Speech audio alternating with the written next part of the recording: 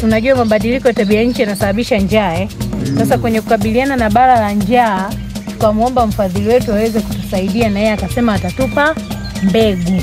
Ndio maana afisa kilimo yupo ili atueleze na nyie tujadiliane kwamba ni mbegu gani ambayo itakuwa bora sana kwa upande wa huku, ambayo ikipandwa kutokana na mtaalamu atakavyotushauri itakuwa inakabiliana na mabadiliko ya tabia nchi. Huu mradi kwa kweli tumeufurahia sana na tunautekeleza vizuri sana, na tunafurahi kwa kuweza kutukumbuka hata sisi wazee. Maana kuna sehemu nyingine wazee wakumbuki, wanasema hao wamepitwa na wakati, lakini kwa vile nyinyi mmeamua kutukumbuka na kutuwezesha, tunafurahi sana. Hii mbegu tutakazozipata na zenyewe kwenye msimu wa kupanda inakuwa ni changamoto kwa wazee. Mbegu zinakosa, wengine wanashindwa kulima kwa kukosa wa mbegu. Sasa hiyo ndiyo shukrani yangu ninaitoa kwa shirika kutuletea mbegu. Tukambona tusima muno nitwa abakazi twabona amaendeleo kwijo mulinyo tubasima muno nikalira. Kwanza nipende kulishukuru shirika la wazee shamba ambalo linaendelea kutambua umuhimu wa wazee kuendelea katika maisha yao. Sisi kulingana na tulivyopokea huu mradi tutaendelea kupokea kwa mikono miwili, na tunajua ya kwamba utatusaidia, tutafanya utekelezaji kuhusu huu mradi. Hatutakuwa wasikiaji tu bali tutasikia na kutenda. Mungu awabariki na shirika la wazee azidi kuliweka milele yote. Amina.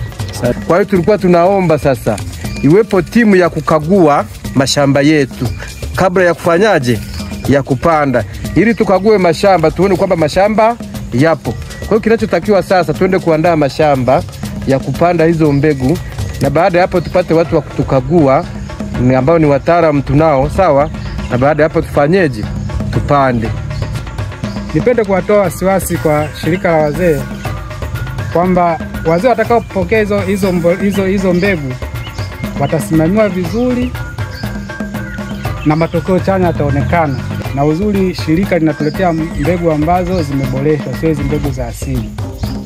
Na kwa maeneo yetu mbegu ambazo zinafanya vizuri, hii kampuni ya DK ipo juu bado. Tuna DK tunaaminika 505.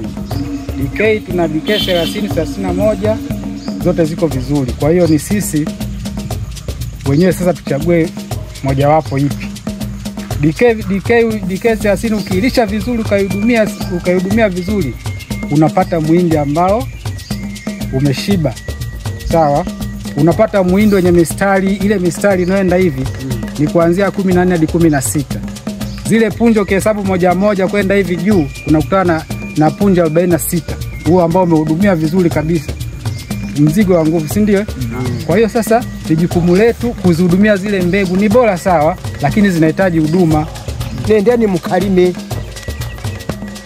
Nyembo muradi kuba nja kunywa majuta ganze. Nokanja arambura buri muntu. Unda shanga taina bigezo ebyo mteja muka ntamisa nishirika. Bagamba nguni kandi alitura, teko ndalitura. Tutawaambia gerazi mutamuha nina buri marota ntamu.